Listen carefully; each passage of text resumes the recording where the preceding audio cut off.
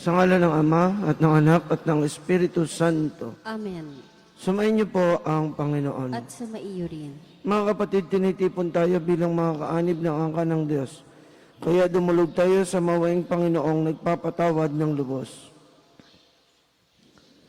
Sinugong tagapagpagaling sa mga nagsisisi, Panginoon, kaawaan mo kami. Panginoon, kaawaan mo kami. Dumating na tagapag-anyayang mga makasalanan ay magsisi, Kristo, kaawaan mo kami. Kristo, kaawaan mo kami. Nakaluklok ka sa kanan ng Diyos Ama para ipamagitan kami, Panginoon, kaawaan mo kami. Panginoon, kaawaan mo kami. Kaawaan nawa tayo ng makapangyarihang Diyos, patawarin tayo sa ating mga kasalanan, at patubayan tayo sa buhay na walang hanggan. Amen. Manalangin tayo. Ama naming makapangyarihan, may sa loob nawa naming palagian ang mga galing sa Espiritu ng Kabanalan, upang salita at gawa ay aming magampanan ang lahat ng iyong mga kinalulugdan sa magitan ng Jesucristo kasama ng Espiritu Santo, magpasawalang hanggan. Amen.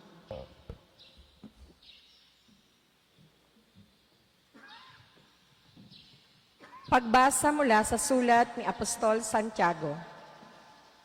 Mga minamahal, sino sa inyo ang marunong at nakauunawa? Ipakita ninyo ito sa pamamagitan ng wastong pamumuhay na bunga ng kapakumbabaan at karunungan. Ngunit kung ang naghahari sa inyong puso ay inggit at makasariling hangarin, huwag ninyo iyang ipagmalaki at huwag ninyong pabulaanan ang katotohanan. Hindi galing sa Diyos ang ganyang karunungan, kundi sa dyablo, makasalibutan at makalaman. Sapagkat saan man naghahari ang inggit at makasariling hangarin, maghahari din doon ang kaguluhan at lahat ng uri ng masamang gawa. Ngunit ang may karunungang mula sa Diyos, una sa lahat, ay may malinis na pamumuhay. Siya'y maibigin sa kapayapaan, mahinahon, mapagbigay, mahabagin, at masipag sa paggawa ng mabuti, hindi nagtatangi at hindi nagkukunwari. Ang namumunga ng katwiran, ang binhi ng kapayapaang inihahasik ng taong maibigin sa kapayapaan. Ang salita ng Diyos. Salamat sa Diyos. Salmong tugunan. Ating kabutihat lugod ay nasa loobin ng Diyos. Ating kabutihat lugod ay nasa loobin ng Diyos. Ang batas ng Panginoon ay batas na walang kulang. Ito'y utos na ang dulot sa tao ay bagong buhay. Yaong kanyang mga batas ay mapagtitiwalaan, nagbibigay ng talino sa pahat ang kaisipan. Ating kabutihat lugod ay nasa loobin ng Diyos. Ang tuntuning ibinibigay ng puon ay wastong utos. Liligaya ang sinuman kapag ito ang sinunod. Ito'y wagas at matuwid pagkat mula ito sa Diyos. Pangunawa ng isipan, yaong bungang idudulot. Ating kabutihat lugod ay nasa loobin ng Diyos. Yaong paggalang sa puon ay marapat at mabuti. Isang banal na tungkulin na iiral na parati. Pati mga hatol niya'y matuwid na kahatulan. Kapag siya ang humatol, ang pasya ay pantay-pantay. Ating kabutihat lugod ay nasa loobin ng Diyos. Naway itong salita ko at ang aking kaisipan sa iyo ay makalugod, Panginoong kot kanlungan. O ikaw na kublihan kong ang dulot ay kaligtasan. Ating kabutihat lugod ay nasa loobin ng Diyos.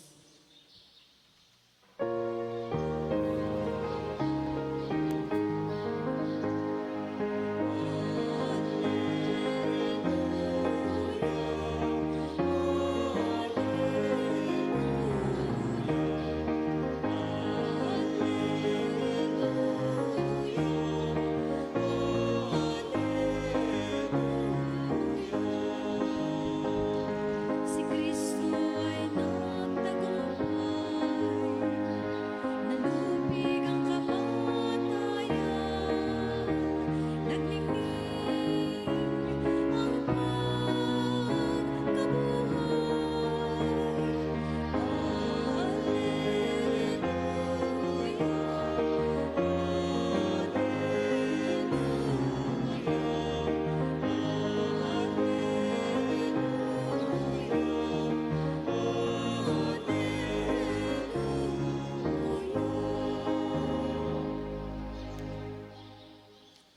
Sumainyo ang Panginoon. At sumaiyo rin. Ang mabuting balita ng Panginoon ayon kay San Marcos. Papuri sa iyo, Panginoon. Noong panahong iyon, habang bumababa si Jesus sa bundok, kasama sina Pedro, Santiago at Juan, ay nakita nila ang napakaraming taong nakapaligid sa mga alagad na naiwanan at ang mga eskriba na nakipagtalo sa mga tao. Nagulat ang mga tao nang makita nila si Jesus.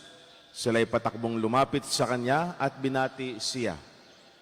Tinanong ni Jesus ang kanyang mga alagad, "Ano ba ang pinagtatalunan ninyo at ng mga taong iyon?" Sumagot ang isa mula sa karamihan, "Guro, dinala ko po rito sa inyo ang aking anak na lalaki, sapagkat siya ay inaalihan ng masamang espiritu at hindi makapagsalita. Tuwing aalihan siya nito, siya ay inilulugmok. Bumubula ang kanyang bibig at nagangalit ang kanyang ngipin at siya ay nangingingas. Hiniling ko po sa inyong mga alagad na palayasin ang espiritu, ngunit hindi nila mapalayas ito." Sinabi ni Jesus sa kanila, "Lahing walang pananampalataya, hanggang kailan ako dapat manatiling kasama ninyo? Hanggang kailan ko kayo pagtitiisan? Dalhin ninyo rito ang bata." At dinala nga nila ito sa kanya. Nang si Jesus ay makita ng espiritu, biglang pinapangisay nito ang bata. Ano pat napalugmok ito sa kanya at gumulong-gulong na bumubula ang bibig. Kailan pa siya inalihan ng masamang espiritu? Tanong ni Jesus sa ama. Mula pa po ng kanyang pagkabata, tugon niya. Madalas siyang ihagis nito sa apoy at sa tubig upang patayin. Kaya kung may magagawa kayo, mahabag po kayo sa amin at tulungan ninyo kami. Kung may magagawa, ulit ni Jesus, mapangyayari ang lahat sa mga pananalig. Kaagad sumagot ng malakas ang ama ng bata, "Nananalig po ako. Tutulungan ninyo ako bagamat ako'y nagkulang." Nang makita ni Jesus na dumaragsa ang mga tao, pinagsabihan niya ang masamang espiritu, "Ikaw, espiritong nagpapapipi at nagpapabingi, iniutos ko sa iyo, lumabas ka sa bata at huwag ka nang pumasok sa kanya." Nagsisigaw ang masamang espiritu, pinangingisay ang bata at saka lumabas. Naging mistulang bangkay ang bata kaya't ang sabi ng mga marami, patay na. Subalit siya hinawakan ni Jesus sa kamay at ibinangon at tumindig ang bata. Nang pumasok si Jesus sa bahay, palihim siyang tinanong ng kanyang mga alagad, "Bakit po hindi namin mapalayas ang espiritu?" Sumagot si Jesus, "Ang ganitong uri ng espiritu ay hindi mapapalayas, kundi sa pamamagitan ng panalangin." Ang mabuting balita ng Panginoon. Pinupuri ka namin, Panginoong Hesukristo. Magandang umaga po sa inyong lahat. At sa mga sumusubaybay po sa amin sa Facebook Live, sa kanilang mga tahanan at sa mga kapilya po na nasa palibot ng ating parokya, magandang umaga din po. And in a special way, binabati din po namin ang mga nagsiselebrate ng kanilang anniversary. Happy anniversary po. Sa mga nagsiselebrate ng kanilang birthday, most especially kay Ma'am Agnes Mendoza, happy birthday po sa inyo. Sa atin po nga pagbasa, sa unang pagbasa na ho, mahigit, kung napakinggan ho ninyo, napakaganda ho ng mensahe ng ating unang pagbasa, lalo na't sa panahon ngayon. Sinasabi ho doon na matapang na nagbabala si Apostol Santiago laban sa mga mapag-ambisyon at makasarili. Ipinahayag niya na dapat nating ipuno sa ating sarili ang karunungan at kababaang loob dahil ang mga ito ay kalooban ng Diyos upang tayo ay mamuhay ayon sa dakilang kalooban niya. Ito ang matapang na ipinapahiwatig sa atin ni Apostol Santiago kung paano dapat tayo magkaroon ng kababaang loob, hindi magkaroon ng makasariling intensyon. Ang ambisyon na sakupin kung ano ang hindi nagmamayari sa atin. Kaya't mayroong hangganan at limitasyon ang ating kaalaman at pagkaunawa dahil hindi lahat ng matalino at ay matitino at mabuti. Madalas ay iniabuso ang katalinuhan para sa kalokohan at kayabangan. Kaya ito ay madalas makikita sa mga taong makamundo na nag-aambisyon upang maging dakila, maimpluwensya, makapangyarihan, at may mataas na antas sa lipunan. Ngunit para kay Santiago, ang tunay na naghahangad na maging matalino ay dapat may karunungan na mula sa Diyos. Ang karunungan ito ang magsisilbing gabay upang magpasaya ng mga desisyon at bagay na ituon palagi ang buhay para sa Panginoon. At kinakailangan maging mapagpakumbaba sa pagsisikap araw-araw upang tunay na makamit ng Kristiyano ang kaligayahan at kaginhawaan na tanging sa Panginoon lamang nanggagaling. Kung mapapansin ho natin, ito ang nangyayari sa ating mundo ngayon. Kung sino yung may mataas na tungkulin, kung sino yung mga matatalino, siya kung minsan ang nagpapatakbo sa mga tao. Siya kung minsan ang nagiging mataas. Siya kung minsan ang nagdadala sa kanila upang hamakin ang mga mabababa sa lipunan, upang baliwalain ang mga taong naghihirap.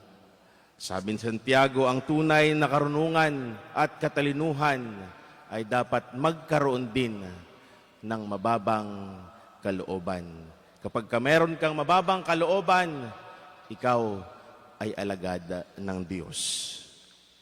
At sa atin pong mabuting balita ngayon, ito po ay kasunod noong mabuting balita noong Sabado, ang tinatawag na Transfiguration. Ito po ay ang pagbaba nila Jesus kasama sina Pedro, Santiago at Juan.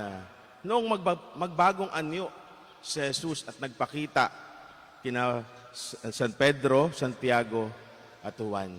Ito yung tagpo ngayon kung saan pinagaling ni Jesus ang isang batang inaalihan ng masamang espiritu.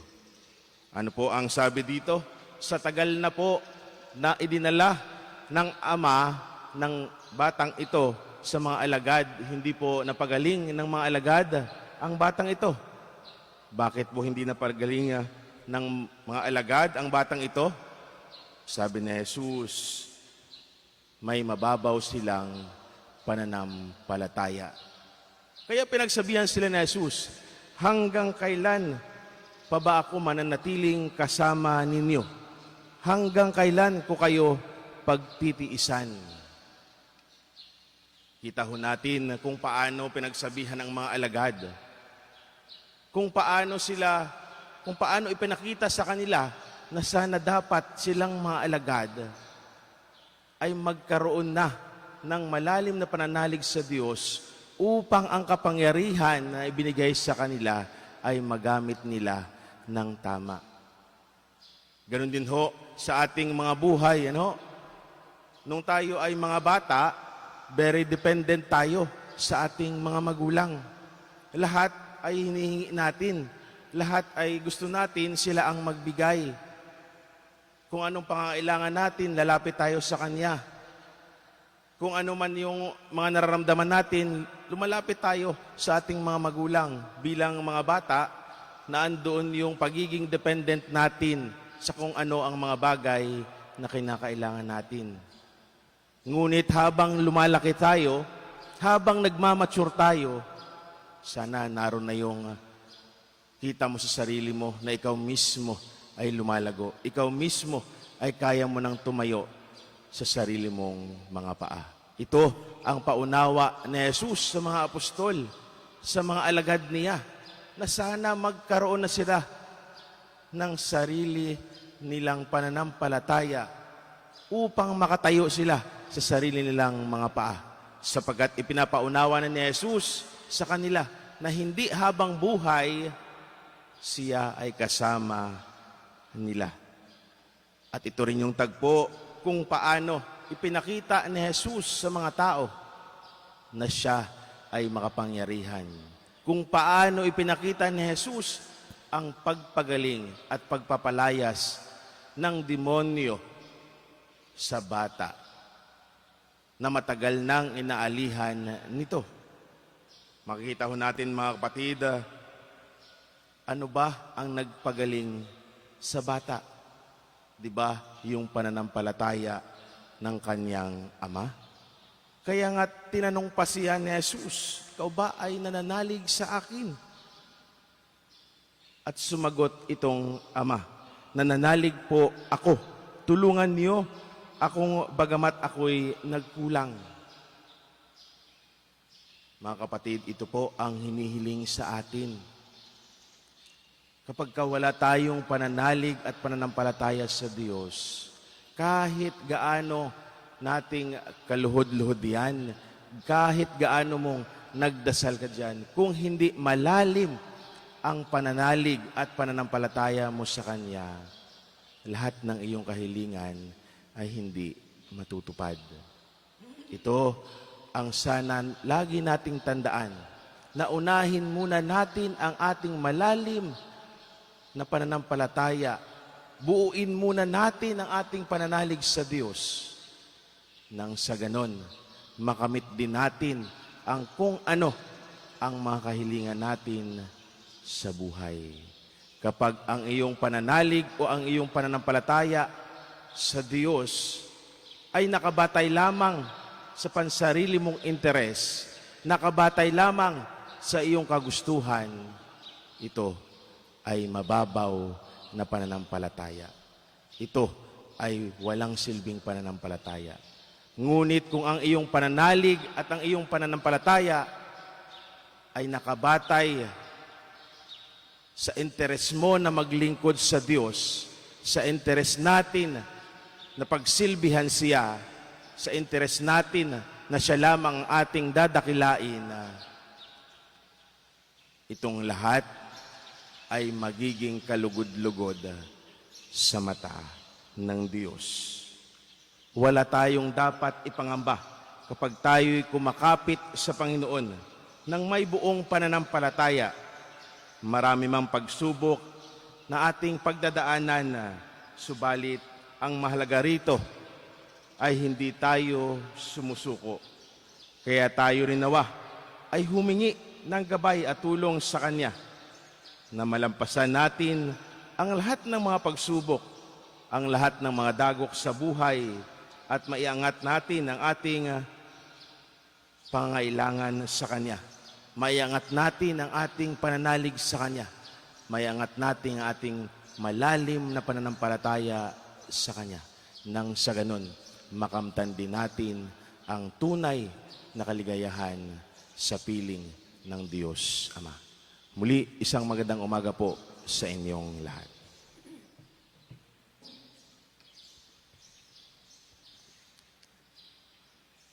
Sa pamamagitan ng Ebanghelyo, nagsalita si Kristo ng may walang hanggang kapangyarihan at kumikilos sa Kanyang mapagpalang mga gawa.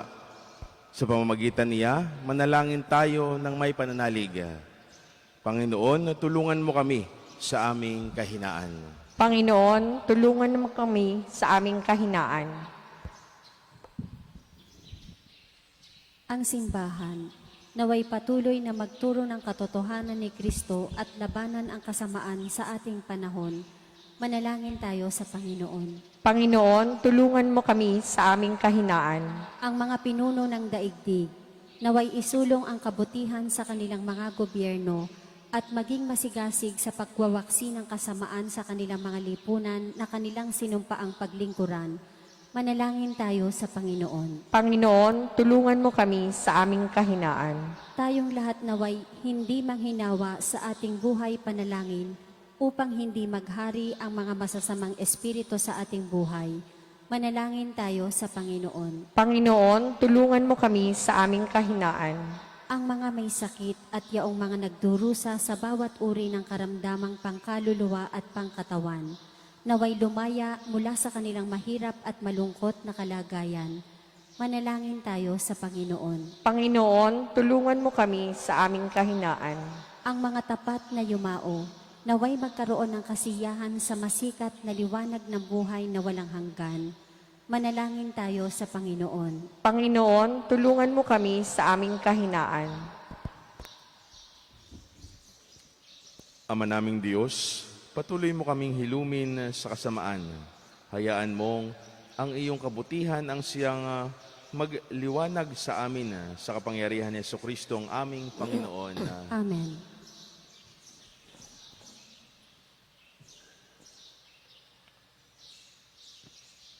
Kapuri-puri ka Diyos sa mga lumikas sa libutan sa inyo pong kagandahan loob. Narito ang aming mayalay. Mula sa lupa at bunga ng aming paggawa ang tinapay na ito para maging pagkain. Nagbibigay buhay. Kapuri-puri ang poong may kapal, ngayon at kailanman. Kapuri-puri ka Diyos sa mga lumikas sa libutan sa inyo pong kagandahang loob. Narito ang aming mayalay. Mula sa katasang ubas at bunga ng aming paggawa ang alak na ito para maging inuming nagbibigay ng iyong espiritu. Kapuri-puri ang poong may kapal, ngayon at kailanman.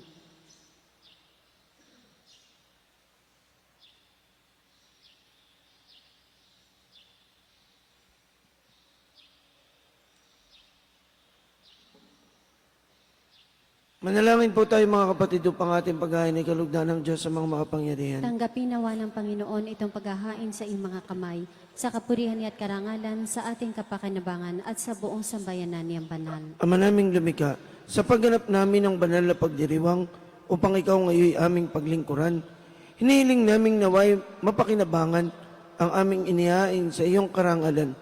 Sa magitan ng Jesucristo kasama ng Espiritu Santo, magpasawalang hanggan. Amen. Sumainyo po ang Panginoon. At sumaiyo rin. Itaas po natin sa Diyos ang ating mga puso at diwa. Itinaas na namin sa Panginoon. Pasalamatan po natin ang Panginoong ating Diyos. Madapat na siya ay pasalamatan. Ama naming makapangyarihan, tunay ngang marapat na ikaw ay aming pasalamatan sa pamamagitan ng Jesucristo na aming Panginoon. Ikinalugod mong sa Kanya'y baguhing mabuti ang lahat at sa pamamagitan niya'y aming tinatanggap ang iyong abot-abot na kaloob at paglingap. Kahit na siya ay hindi naiiba sa iyo, minabuti niyang maging di rin naiiba sa mga tao.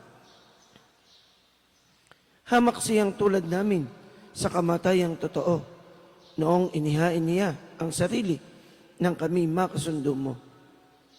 Kaya naman iyong idinangal siya at iyong itinampok upang sa lahat siya'y manguna. Ngayon ngay lahat ng sa kanya'y nakikiisa ay talagang magkakamit ng iyong buhay at ligaya.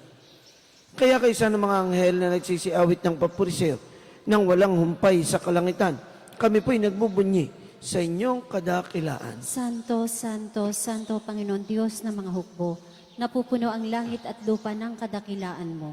O sana sa kaitaasan, pinagpala ang naparirito sa ngalan ng Panginoon. O sana sa kaitaasan.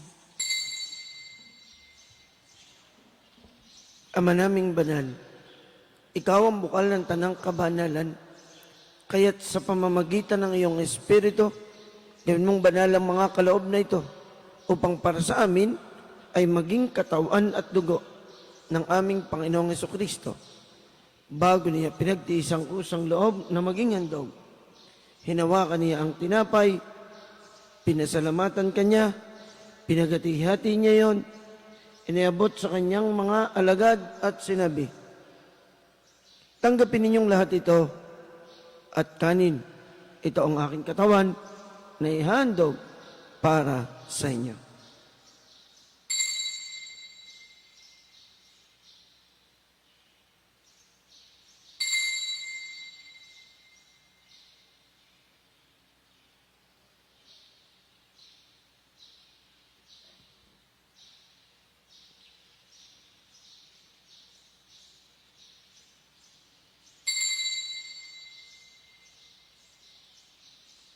Gayon din naman noong matapos ang hapunan, hinawakan niya ang kalis, muli kanyang pinasalamatan. Inabot niya ang kalis sa kanyang mga alagad at sinabi, "Tanggapin ninyong lahat ito at inumin. Ito ang kalis ng aking dugo, ng bago at walang hanggang tipan. Ang aking dugo na ibubuhos para sa inyo at para sa lahat. Sa ikapagpapatawad ng mga kasalanan, gawin ninyo ito sa pag-alaala sa akin."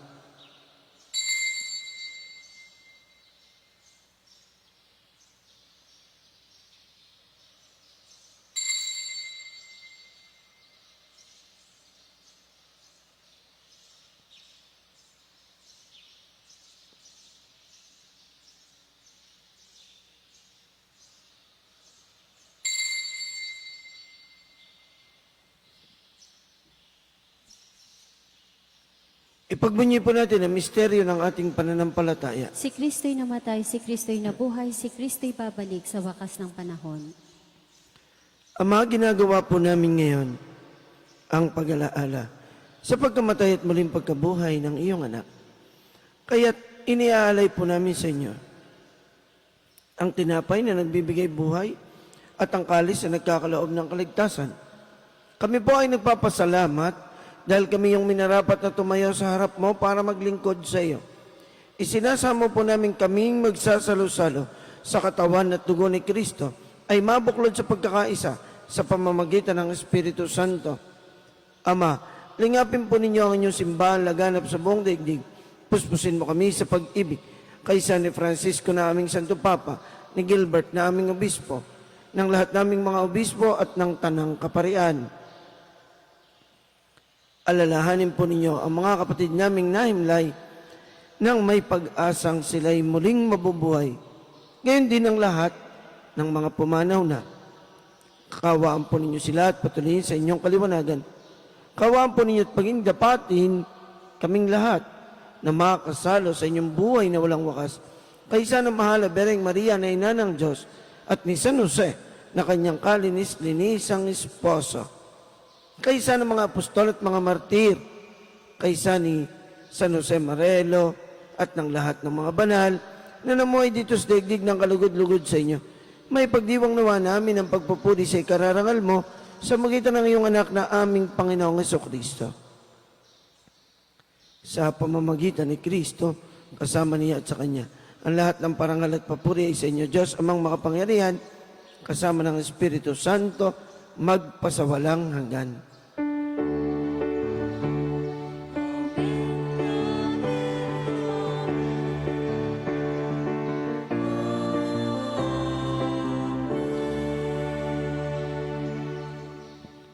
Sa tagubilin po ng mga nakagagaling na utos sa turo ni Jesus na Panginoon natin at Diyos, ipahayag natin ng may lakas loob. Ama namin, sumasalangit ka, sambahin ang ngalan mo,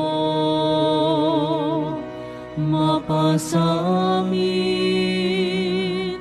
ang kaharian mo, sundin ang loob mo dito sa lupa para nang sa langit. Bigyan mo kami ngayon ang aming kakanin sa araw-araw. At patawarin mo kami sa aming mga sala para ng pagpapatawad namin sa nagkakasala sa amin. At huwag mo kaming ipahintulot sa tukso, at iadya mo kami sa lahat ng masama.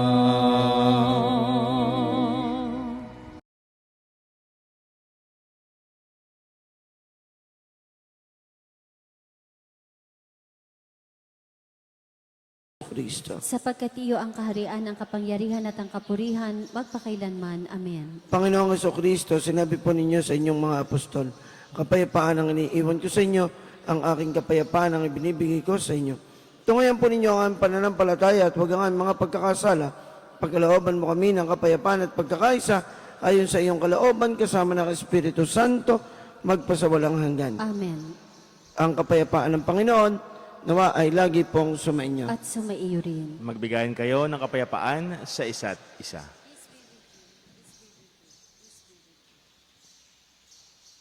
Kordero ng Diyos na nag-aalis ng mga kasalanan ng sanlibutan, maawa ka sa amin. Kordero ng Diyos na nag-aalis ng mga kasalanan ng sanlibutan, maawa ka sa amin. Kordero ng Diyos na nag-aalis ng mga kasalanan ng sanlibutan, ipagkaloob mo sa amin ang kapayapaan.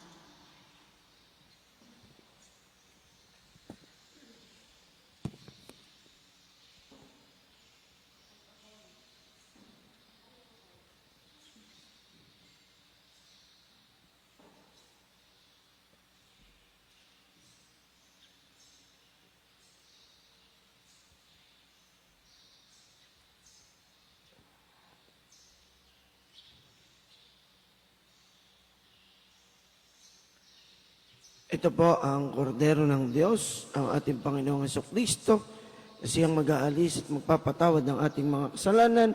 Mapapalad tayong lahat na inaanyayahang magkasalo sa kanyang banal na piging. Panginoon, hindi ako karapat-dapat na magpatuloy sa iyo, ngunit sa isang salita mo lamang ay gagaling na ako. Ang katawan ni Kristo. Amen. Panginoong Jesus, ako ay nananalig na ikaw ay nasa kabanal-banalang sakramento sa altar. Iniibig kita ng higit sa lahat at minimithi kong tanggapin ka sa paraang espiritual dahil hindi ko kayang tanggapin sa panahon ngayon ang iyong katawan at dugo sa banal na sakramento. Kahit man lang sana ay matanggap kita sa paraang espiritual sa aking puso. Niyayakap kita na para bang andito ka na talaga sa aking puso at iniaalay ko ng buong puso ang aking sarili sa iyo. Huwag mong pahintulutang mawalay ako sa iyo. Amen.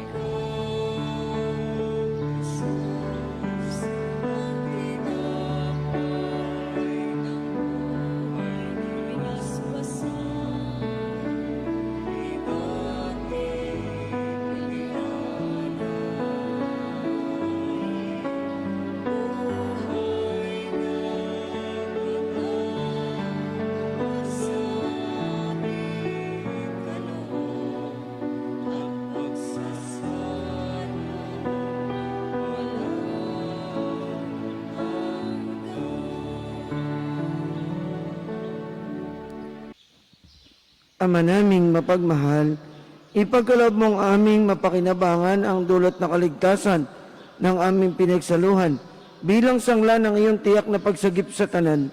Sa magitan ni Jesucristo kasama ng Espiritu Santo, magpasawalang hanggan. Amen. Sumayin niyo po ang Panginoon. At sumaiyo At din. nawa ay pagpalain po kayong lahat ng makapangyarihan at lubang mapagmahal nating Diyos ng Ama at ng Anak at ng Espiritu Santo. Amen. Ang banal na misa ay naialay na may kantaglayang kapayapaan upang ang Diyos ay mahalin at paglingkuran. Salamat sa Diyos.